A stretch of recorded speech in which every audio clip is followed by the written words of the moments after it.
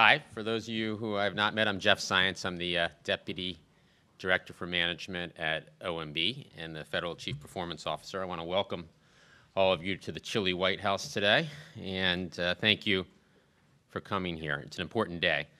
My job is to help make government more efficient and effective and work as well as the American people expect and deserve. As we all know, a productivity boom has transformed private sector performance over the past 2 decades. These productivity gains are familiar to all of us. They've transformed entire industries. The market leaders driving these productivity gains have increased output, lowered prices, and boosted customer satisfaction, all at the same time. Unfortunately, the federal government has almost entirely missed out on these gains. We need to catch up and catch up fast. We need to make government more productive, efficient, and responsive. And IT, information technology, is the key. Technology has been at the center of those productivity gains I just mentioned, both efficiency gains and service quality improvements. But despite spending more than $600 billion on information technology across the last decade, the federal government has failed to realize the potential of information technology. Too often, federal IT projects run over budget, behind schedule, and fail to ever deliver their promised functionality. Fixing IT is our top priority, and we've been focused on this since the beginning of the administration. Let me give you a quick update on our progress, and then I'm going to hand it over to Vivek for the rest of the session. Last year, we launched the IT dashboard, where you can monitor every dollar the government spends on large technology projects. We're using the information on the dashboard to power what we call TechStat sessions, where we get all the stakeholders in a project, both technology and business line owners, together in the same room to diagnose problems and agree on what's necessary to fix a project. This summer, we targeted high-priority projects for review, projects that were either over budget, behind schedule, or at a high risk for the kinds of problems that too often plague our IT efforts. We identified 26 high-priority projects. We completed the review of 2 of those projects in October, and today we're pleased to announce the results of the next 16. Here's the breakdown of the 16 projects. 1 project has been terminated altogether, as we were clearly throwing good money after bad. For 7 projects, we've significantly accelerated delivery of meaningful functionality, insisting on new functionality every few quarters rather than every couple of years. For 8 projects, we've reduced budgets and scaled the projects back to increase the likelihood of success.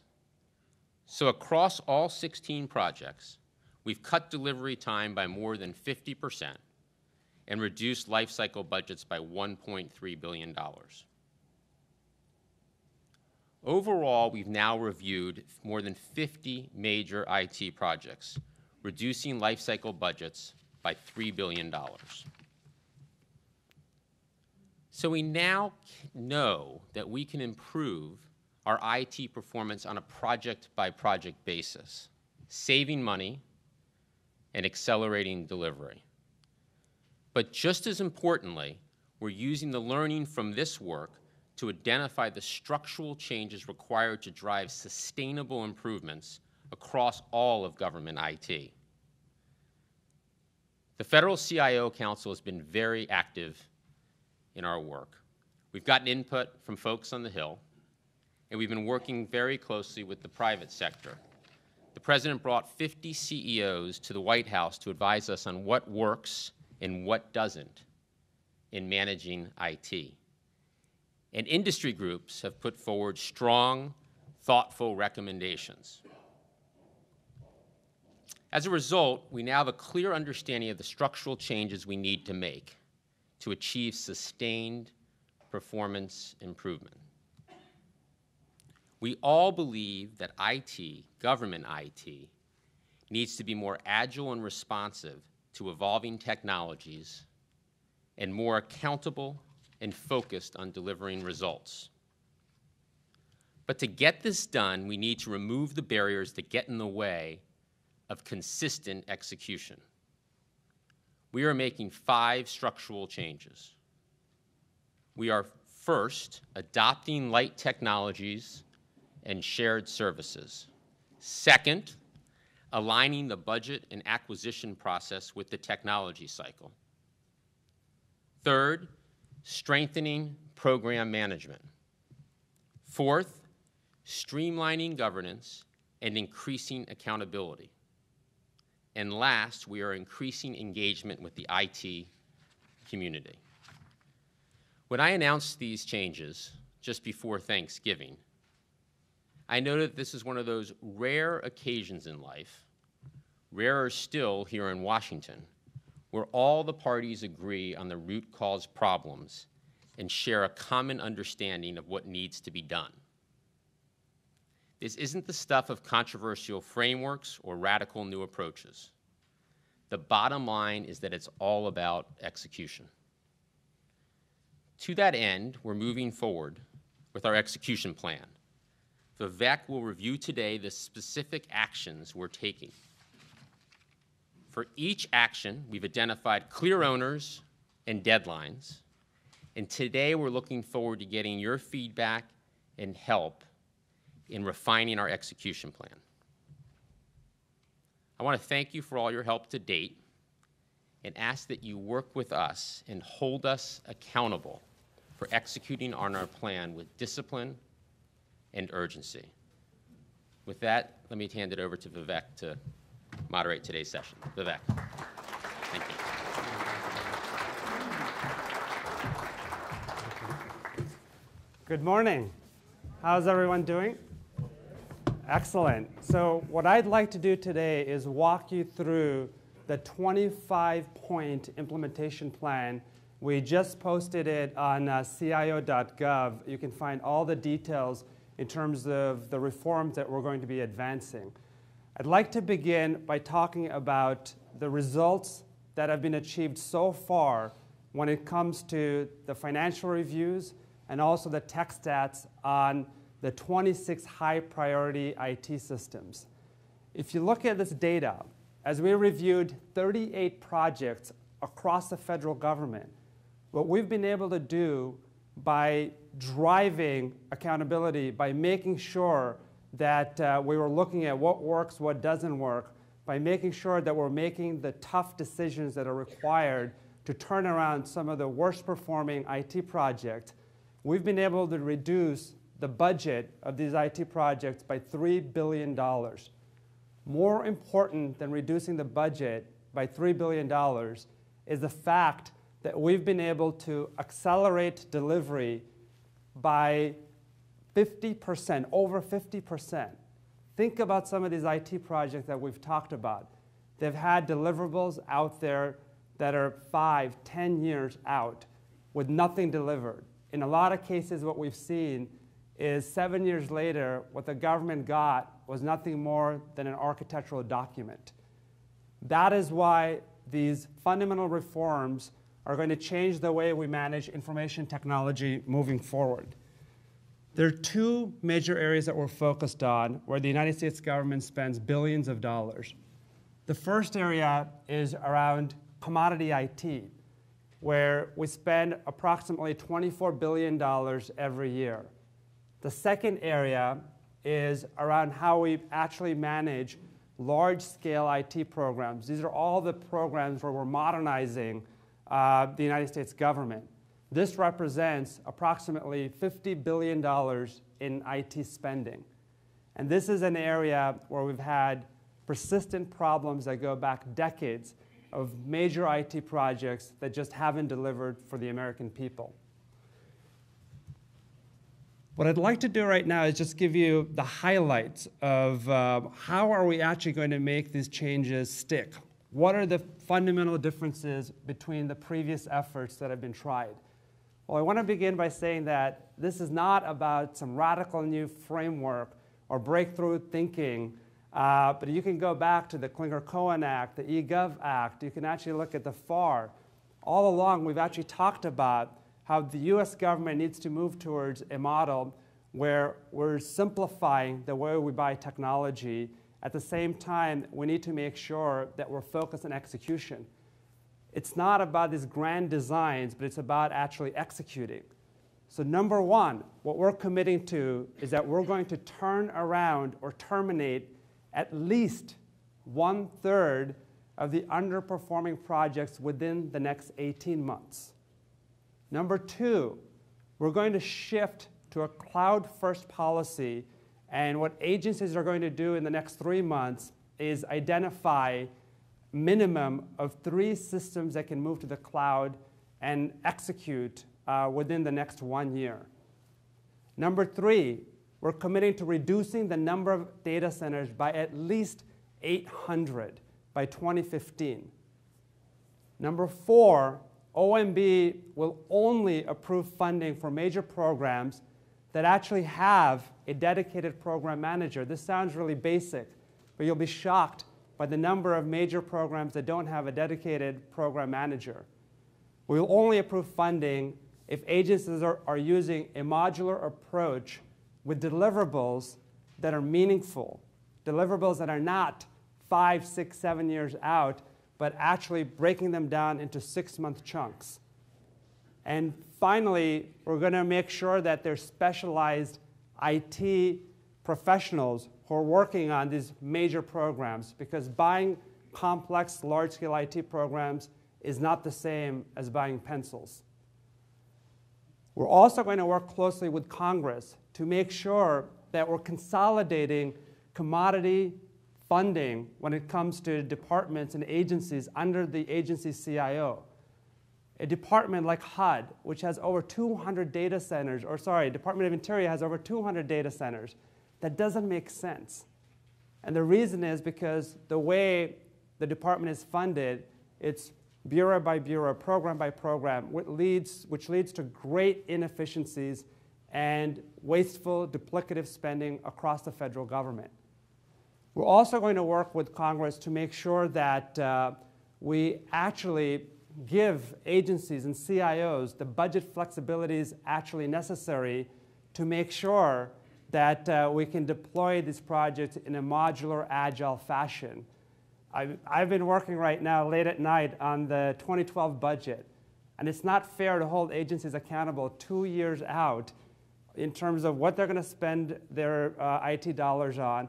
And then when they're not meeting those targets, OMB drags them and says, why did you fail to meet these targets? You committed to making sure that you would hit these 29 feature sets. There are congressional hearings. It's unfair. It's a structural problem. And frankly, this model won't work because the technology cycles moves way too fast for the budget cycle. And lastly, what we're going to do is we're going to launch an interactive online platform to make sure that the industry is engaged in the pre-RFP phase so that you know what the US government is looking to buy, not after a procurement hits the street, but before. We want to be able to benefit from the ideas and the thinking out there. We've seen programs that move aggressively in terms of looking at technologies that are out there. They end up making better decisions. Unfortunately, there's a chilling effect across the government where some people believe that you're going to go to jail if you start talking to the vendors before you put out the RFP or after you put out the RFP, and there are a whole host of myths that exist out there that need to be demystified. So this platform will be critical in making sure that we're getting the best thinking around how we can procure technology intelligently. Now, why is adopting light technologies and shared services important? The reason is we've seen the number of data centers grow explosively. We went from 432,000 data centers to 2,094 data centers this year, and we're still counting as we continue to do our inventory. And what we're committing to is making sure within the next 6 months, every agency will identify a dedicated program manager for the data center consolidation effort, and we're going to launch a task force so that when we're optimizing our assets, it's not just within a department, but across the federal government. Think about an open table for data centers. Right now, you can make reservations to your favorite restaurant online. Why don't we have the same system for data center capabilities across the federal government? So if somebody at HUD or EPA needs space, what if they could find it in another agency that's about to spend $500 million? We're going to launch that within the next 12 to 18 months.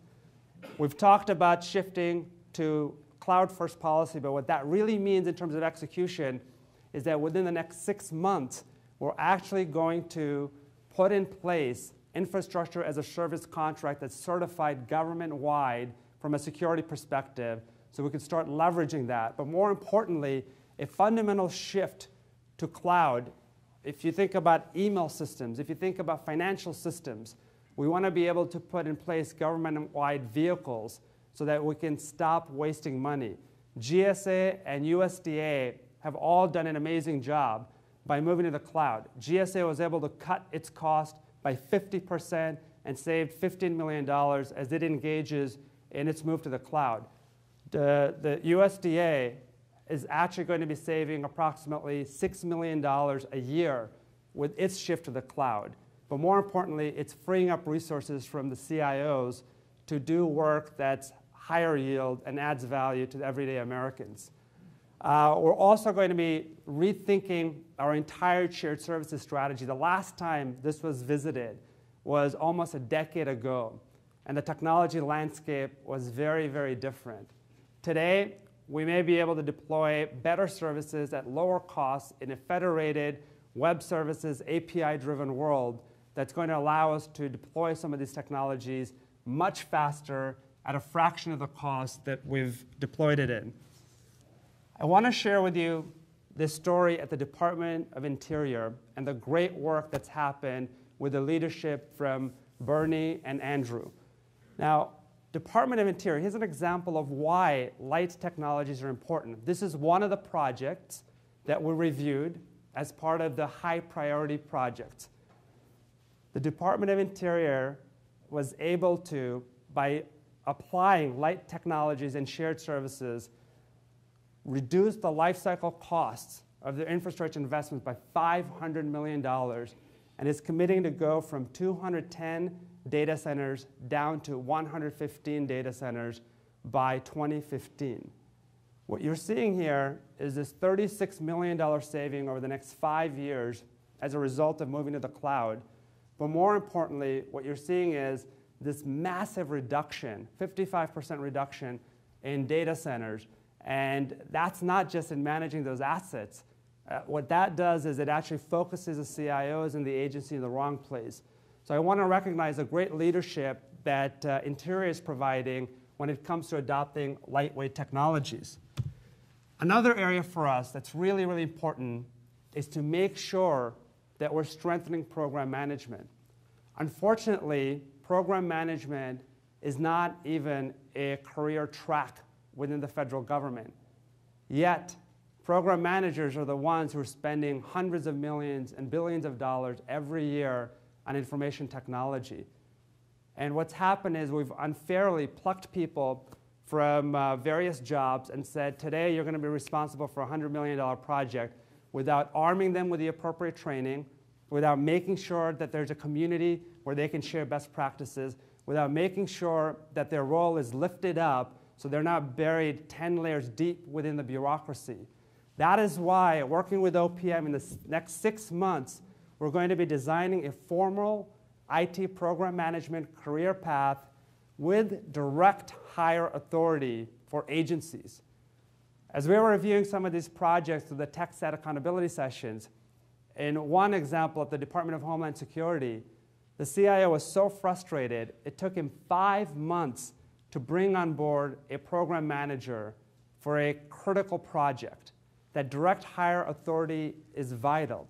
And then we want to be able to scale that program management career path across the federal government, but first we're going to pilot it with a number of agencies. We also want to be able to make sure that we have integrated project teams as a precursor of launching any major project, with the leadership from the acquisition community, the CFO, the business side, and the technology world, the architects, the engineers who are looking at these solutions.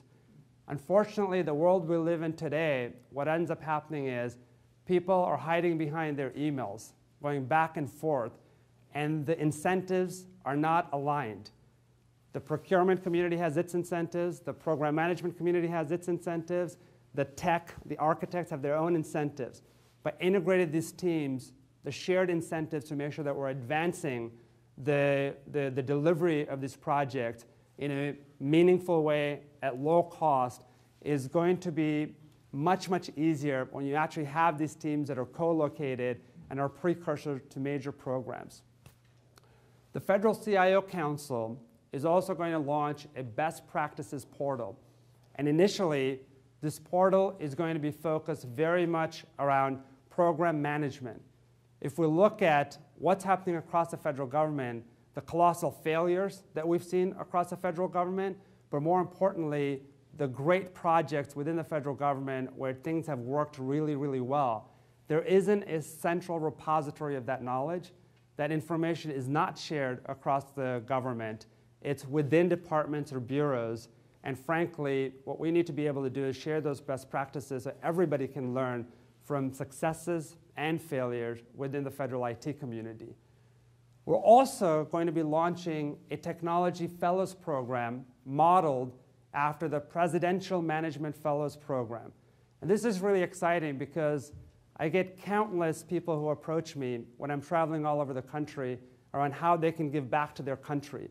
And we don't have a formal mechanism to engage them. We don't have a formal mechanism to bring in fellows who can come in for a 1-year or 6-month stints and help us change the way we manage IT or introduce us to some of the new technologies that are out there, but more importantly, the ability to actually build a pipeline of talent for the next generation of innovations that we need to drive across the federal government.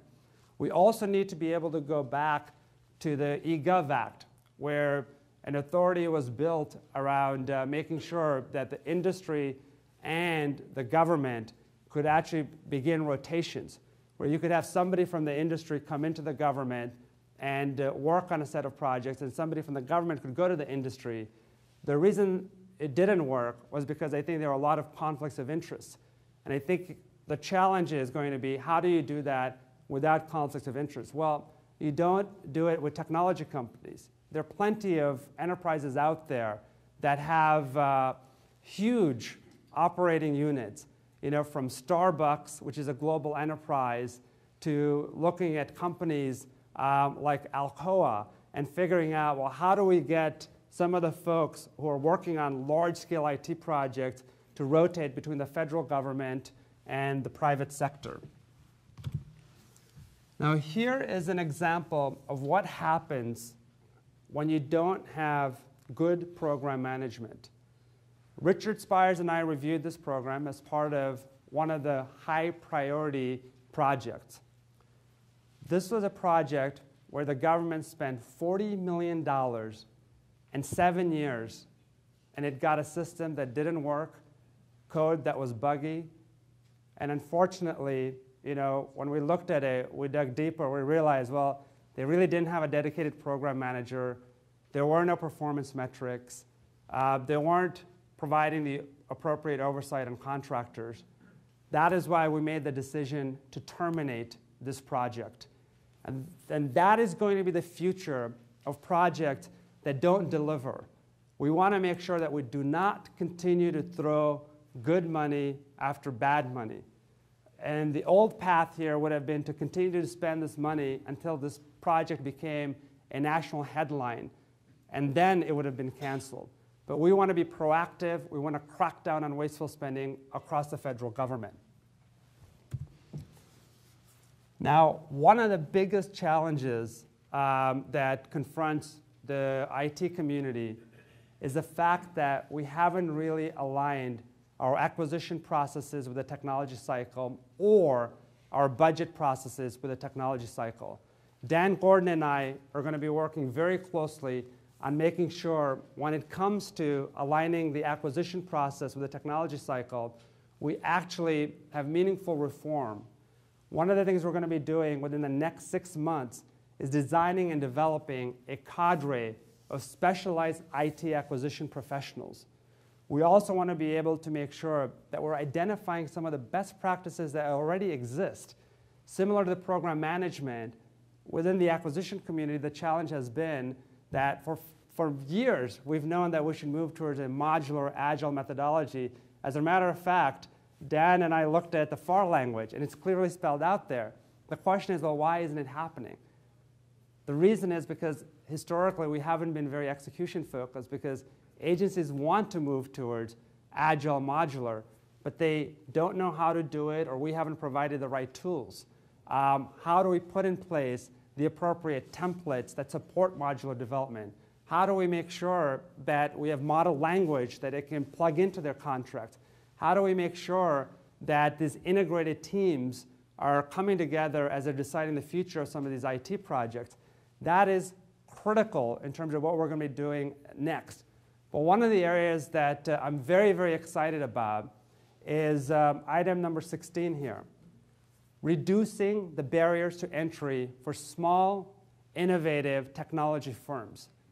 And the reason that's really important is that the government, unfortunately, ends up spending millions of dollars sometimes when they could find an innovative solution that could cost pennies on that dollar. And the reason is because a lot of the startups that I talk to, their view is, we don't really want to deal with the federal government because your procurement processes are too complicated. We don't even know how it works. By the time we get on the schedules, it's too late. I was talking to the founder of Hotmail, who told me that, look, from the moment he started Hotmail to the moment he sold it for over $400 million and millions of users, that entire period was 18 months. And he joked, he said, it would take me 18 months just to get on your GSA schedules, right? And so we need to fundamentally hit the reset button on that, and that's why working closely with SBA, GSA, and Dan Gordon, we're going to advance a set of policies that allow us to attract some of the most innovative companies to do business with the federal government. Here's an example of aligning the acquisition cycle with the technology cycles does for projects. This is another one of the projects that we reviewed as part of our high priority reviews. The VA had spent over a decade trying to modernize its benefits systems. Unfortunately, the way they were approaching it historically was this old world, boil the ocean, multi-year approach that frankly didn't really yield any results. When they shifted to saying, you know what, the way we need to fundamentally rethink this is to move to modular, move to agile, and more importantly, make sure that the contracting officer is part of the integrated project team, they were able to put in place a new contract that was based on agile and modular. And the outcome for the VA, after spending nearly a decade trying to achieve these results, is that now they're actually delivering customer-facing functionality every 6 months. That's a huge turnaround story. And this is a vital program for our veterans in terms of making sure that they don't have to go through paper forms and don't know what the status of where their applications are. These reforms make sure that we deliver functionality much, much faster. Another area of huge concern for us is around the budget processes. And I've spent a lot of time on the budget processes, so I can tell you with firsthand experience in terms of how broken that is. If you think about the time it takes to actually put together these plans, to fill out the OMB 300s, to try to look at the crystal ball and figure out what you're going to be doing 2 years out, And then, given the average lifespan of CIOs, which is about 24 months, what happens is a new person comes in and they ask the question, well, what did I really inherit here? I have a new idea. And what it also does, by the way, is that the way that budgets are structured, unfortunately, has perverse incentives, where agencies feel like they need to continue spending, or OMB or Congress is going to sweep their money. Therefore, there's no incentive to actually halt a project when it's not working. That is why we keep seeing agencies throw good money after bad money. We want to work closely with Congress over the next 6 months to create models around how we can align the budget processes with agile modular development. We also want to be able to then quickly scale some of the models to make sure that it's applied across the government. Some agencies have the flexibilities, others don't. So in number 18, what we want to be able to make sure is that agencies are using the authorities they already have. And a number of agencies, as we did our listening sessions, what they realized was they had these authorities, but they never really used them, or they hadn't had the conversations with the CFOs to figure out how they could use the authorities that were necessary. But more importantly, this is going to be one of the toughest areas in my mind, because we're also going to need to work closely to make sure that we're able to consolidate commodity IT under the CIO. The reason I believe that this reform is fundamental to going after that $24 billion in spending is that if we don't drive the structural reform, we're going to end up in the same place where we're appropriating funding bureau by bureau, program by program, but are not looking at expenditures horizontally, where you find the greatest efficiencies. So these reforms are going to actually help us make sure that we don't continue to throw good money after bad money because we're worried that we're going to lose that funding, but also rationalize our investments in infrastructure across the federal government. Here's an example of a project that we reviewed at the US Patent and Trademark Office. So Simone from Commerce and I looked at this project, and one of the interesting things here is that USPTO made a bold decision to halt a project that wasn't really working. And I asked the question, well, how come you guys were able to halt it where other agencies would have continued to spend money? One of the reasons is because, unlike other agencies, given how their funding works, they're able to make optimal decisions rather than suboptimal decisions. And now, what they're doing is they're implementing a lot of these reforms, and as a result, we've been able to reduce the budget of this investment by $99.5 million, and more importantly, we're going to be enabling faster reviews of patents across the country. Streamlining governance and increasing accountability. How many of you, the CIOs here, have sat before countless governance bodies when a project is actually healthy? I see Jerry here at HUD who's raised his hand.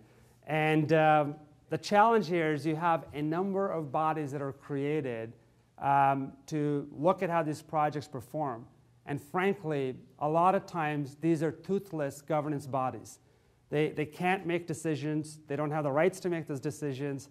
Yet, one after the other, wants to know what's going on. As we're reviewing a number of these projects, what we found ourselves doing was going through 7 or 8 layers of governance bodies before we got to the person who actually was managing the program or knew what they were doing.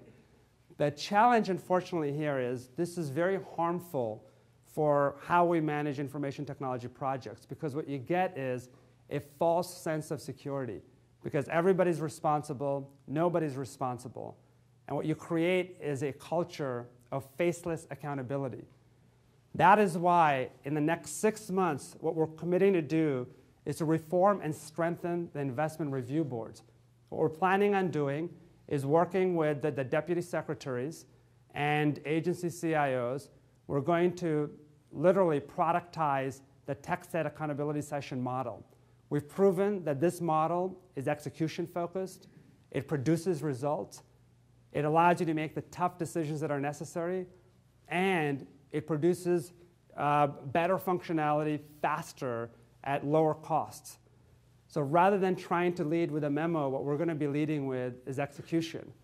We also are going to redefine the role of the agency CIO and the Federal CIO Council so that it's not just focused on policy, that the roles are focused much more on execution, operations, portfolio management. And frankly, a lot of the CIOs have wanted to do this for years, but they haven't had a seat at the table, or technology was relegated to, these are the people that fix BlackBerries and manage servers. And what we want to be able to do is make sure that they've got the appropriate authority and they've got the appropriate oversight mechanisms. We briefed the president and the president's management council on these reforms. And the deputy secretaries are very, very excited about this. And over the next 2 months, I'm going to be meeting with the deputy secretaries and the CIO on these individual sessions to talk about how we actually fundamentally rethink how the role of the CIO and their offices work and how we shift some of those resources that are purely focused on policy and move them towards portfolio management and execution. We also want to then roll the tech stat model at the bureau level. The Department of Interior, by the way, is doing an excellent job in this area. They've started an ISTAT model where they've been able to make meaningful progress, and they've taken on some of the toughest issues that confront that department. But scaling this government-wide is what's going to help us produce the results that we're looking for. HUD is an example of where, over the years, when you didn't have governance that allowed you to go after some of these projects, what you ended up with is an ad hoc fragmented model that lacked performance controls. This is a project or set of projects that we reviewed with Jerry. Jerry and I both looked at this in great detail. And as a result of this, what we've been able to do is cut down the scope of these projects from 29 projects down to 7. We've been able to collapse layers of inadequate oversight. And the result has been that we've been able to reduce the budget by $124 million and accelerated implementation with 6-month deliverables rather than having deliverables that are 5 to 10 years out on 29 simultaneous projects as far as executing transformation. Imagine if we could do that for every single project at every single bureau. Increasing engagement with the industry is critical to making sure that the government knows what it's buying and the industry knows what it's selling. I've talked to a lot of people who've left the government and have moved into the private sector. And what they tell me is 90% of the time, they're all guessing and have strategic sessions to figure out what are these people really thinking in the government when they write these RFPs.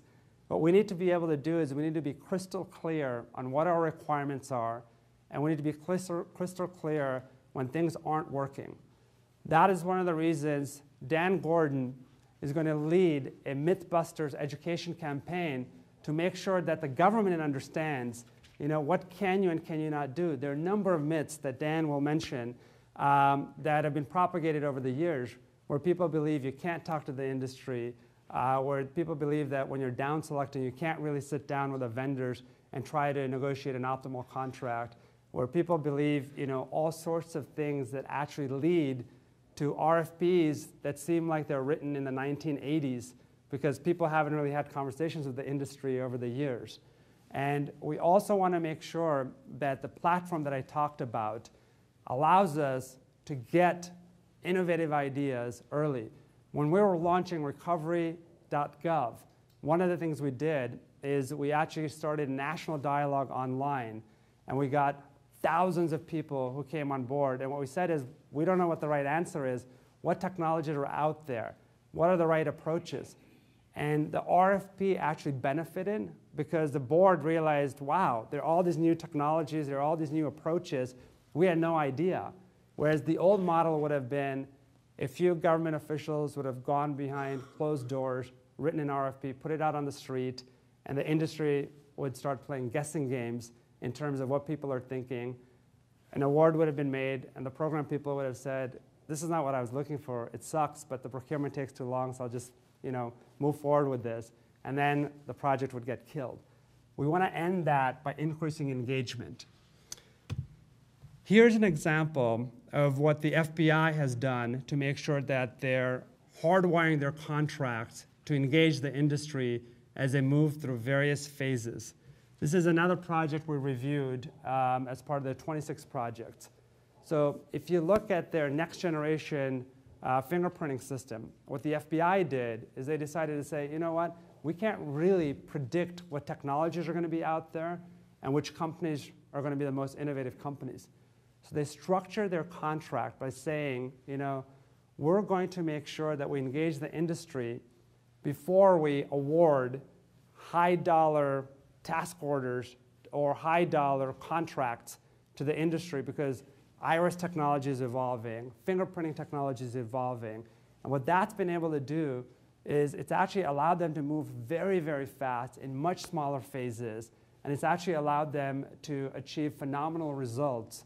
But it started from the very, very beginning in terms of how they structured their entire contract. And we're super excited about how we can leverage some of these platforms to make sure that this is available government-wide. Now, how do these reforms change the status quo? I'm sure many of you are asking, the 25-point implementation plan sounds great. And I've spent the last 2 years working with the Federal CIO Council, working with many of you in the industry, with think tanks, the CEOs that the president invited as part of modernizing IT within the federal government. And consistently, we've heard how we need to break projects into modular, agile approaches. We need to make sure that we're delivering functionality faster. That is why what we're doing is we're going to be using modular approach. And the reason we're using the modular approach is to make sure that we can drive average size and duration down and drive the success rate of the nearly $50 billion we spend up, because that's going to lower complexity. Second, we want to improve the yield on the $24 billion in IT infrastructure spending, and we want to shift that spending away from redundant, duplicative systems to mission programs. And third, utilizing the cloud-first approach, we actually want to move to a world where we're provisioning solutions on demand at up to 50% lower cost per unit. If you look at the great work that Chris Smith is doing at USDA by moving to the cloud, or what Casey Coleman's doing at GSA by moving to the cloud, the math is clear. But more important than the math, what's really important is it shifts their role away from owning data centers, building custom systems, to basically provisioning them very much like you would utilities. All these reforms are fundamental to making sure that we execute consistently across the board. And we look forward to working with you on making sure that these reforms are executed, and we want you to hold us accountable. That is why the way we've designed this plan, I've made sure that it's no longer than 18 months, and it's broken into 6-month chunks. So every 6 months, we've made sure that there's specific tasks that we would deliver against. So you have a 0 to 6 months, 6 to 12 months, and 12 to 18 months, because we want to focus on execution, not sit in a room and write more policy. So with that, I want to thank you very much, but I want to invite to the stage Dan Gordon to join me for questions that you may have. Thank you very much.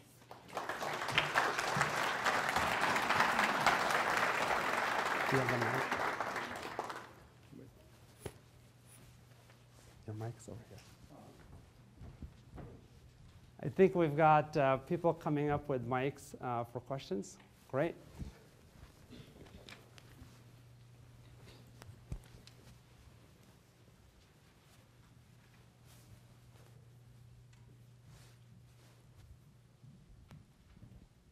And if you have questions, we've got 2 people so that we can, if anyone else has a question, Ari over there can bring the mic to you.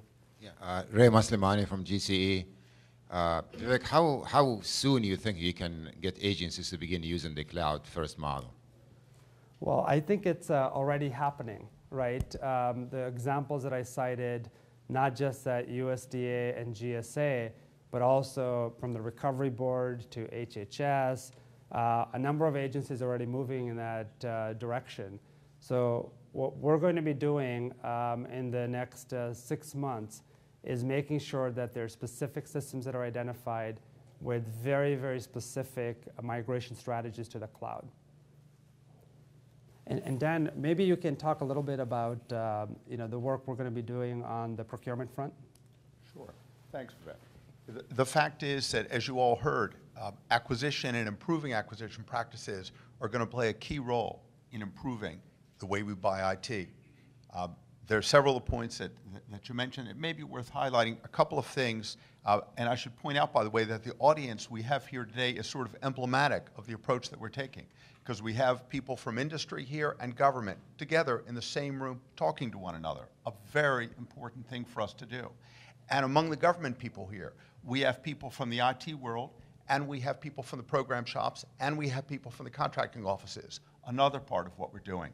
We have got to be integrating on the government side from day one so that our acquisition planning, especially the requirements definition, is a shared effort. Because too often, as you know, and as you heard in the TechStat sessions, once you run into problems and you start asking what was the root cause, it turned out that the requirements definition was never done properly. So those teams need to be working together. As you said, we're going to be working hard to have a specialized cadre of contracting people who specialize in IT. Some agencies are doing that. We'll be looking over the next 6 months, another one of our chunks. We'll be looking at how those are succeeding so that we can roll that model out across the government. And a couple of points I want to just emphasize in your presentation. We need to take better advantage of flexibilities that we already have. We're not saying we need new statutes. I don't think we need changes to the federal acquisition regulation. What we need is to take better advantage of the flexibilities we have. One of the things that, as you know, our office, the Office of Federal Procurement Policy, is going to be doing is improving communication with industry through, as you called it, our myth busting. We don't need new regulations, but we do need a lot more communication. We need it early, we need it often. So we're going to be rolling out that myth-busting campaign over the next few weeks to improve communication with industry. We'll be working with lawyers on both sides, obviously, to be sure that we do it in a legal way, but we have got to have more communication. And one more word, if I could, in terms of the chunking of the work itself. Procurement reform in the 1990s gave us the tools to do that. We put a section into the FAR that talks about modular contracting of IT. We've got the tools there, as you mentioned. We've got to use those tools better. So we will be working to provide guidance not only to the contracting people who are most familiar with the FAR, but also to the IT people, the program people, so they understand how task orders work, how IDIQ contracts work, how fair opportunities work, so that we can really make this happen in execution. Vivek, okay, thank you. We talked the 25 actions to really create transformation in IT in the government. Wonderful. I'd like you to expand a little bit about, you talked about 6, 12, 18 months, metrics. How do we know these 25, how can we measure their success? Well, so we will make sure that we're actually providing updates at the end of each of the chunks. So every 6 months, we will release our progress report in terms of how we're performing against these metrics. And again, this is not going to happen just with Dan Gordon and I, right? If you look at how the work has been distributed, it's across the government. And we're going to be very, very laser beam focused on making sure that over the course of the next 18 months, that our mission is to make sure that we're delivering against all 25 of these points. Now, this is obviously not going to be an easy job. It's going to take a lot of hard work and some heavy lifting, and we're looking forward to working closely with Congress also to drive some of these meaningful reforms. Gentlemen, I'm Bob Gorley with CTOvision.com, the blog, and I wanted to say a lot of my readers are going to be very interested in this Tech Fellowship program, and I expect you'll see a lot of applications. I'm wondering if I'm too old to apply, but a more serious question. I didn't hear anywhere in here mention of telecommunication services. Do you consider telecommunication services IT? Because in the opinion of a lot of folks, it's still procured in a very industrial age way. Also, I didn't hear mention of the cybersecurity thrust and the need for dramatically increased cybersecurity in the federal space. Sure. So with both of, in terms of telecom, it's actually part of what I would consider commodity IT. And that's why going after that $24 billion in spending is very, very important.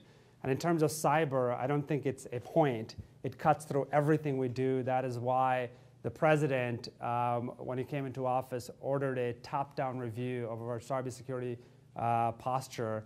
And we've been shifting the work in cybersecurity away from just paperwork reports to actually meaningful work where we're standing up red teams and blue teams at DHS to go after our own systems. So we're not spending, months writing a report, but we're actually remediating the problems we have.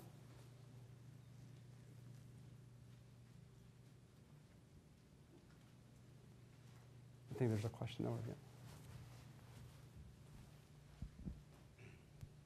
Dan Matthews with Information Innovators. I applaud the attempt here to get investment review boards more formalized.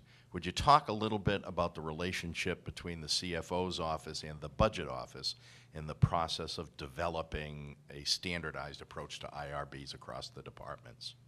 Sure. So what we're actually going to be doing in terms of blowing up the IRBs is taking not just the lessons learned in the TechStat model, but literally providing the tools, such as the software that we use to manage action items, to manage accountability across the board. But also, the OMB team is going to work with the CIOs to fundamentally re-engineer those boards and the deputy secretaries. So when we sat down with the President's Management Council, that was IT is one of the top agenda items in terms of driving these reforms. What you can't do, the typical IRB agenda right now is a 2-hour slice of time where they're going through 20 projects. There's no way you can provide meaningful oversight. We spend on a single TechStat session, over a month in many cases, and hundreds of hours going back and forth trying to figure out what the root cause of these problems are. Hi, Paul Brubaker from Cisco. First of all, kudos to you for, it's very clear that you've looked at your authority under Clinger-Cohen and are planning to execute it, and that's very exciting. You mentioned that you were going to redefine the CIO role, and as you do that, I would just suggest that maybe if you look at the CIO position description that was in the report language of Clinger-Cohen, that would be most helpful. Got three real quick ones. Is there going to be money and time commitments made available for training of the PMs and the acquisition folks? Secondly, on the myth-busting campaign, are you going to reach out to the IGs and the ethics officials, because it seems to be their mission to scare everybody into not communicating? And lastly, on the collaboration tool that you're going to put in for pre-RFP communication between industry and government, is that going to be in the cloud? I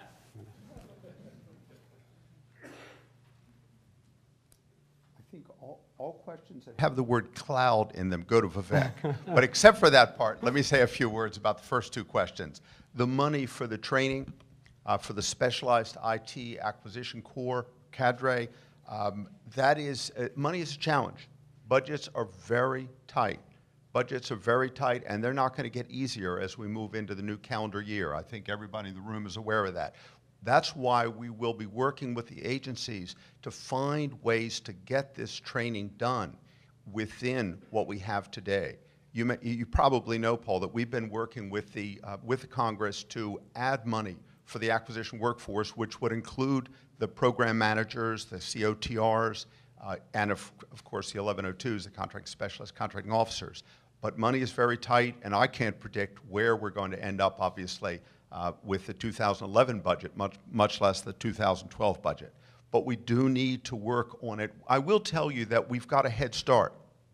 We have training, we in OFPP have got training programs where we've been working with the Federal Acquisition Institute as well as the Defense Acquisition University and the VA's Acquisition Academy up in Frederick. We've got programs for program management training and obviously CO training and our 1102 training. So we have a good basis. We'll have to do what we can in terms of the budget. About the myth busting, we're keenly aware of the fact that there is often fear on the part of the government people that if they talk to government, if they talk to industry, they're going to get in trouble. If they conduct discussions during a procurement, they're going to end up with a bid protest on their hands. We got to get past that, folks. There are too many situations where, for example, we don't conduct discussions. We make award based on initial proposals.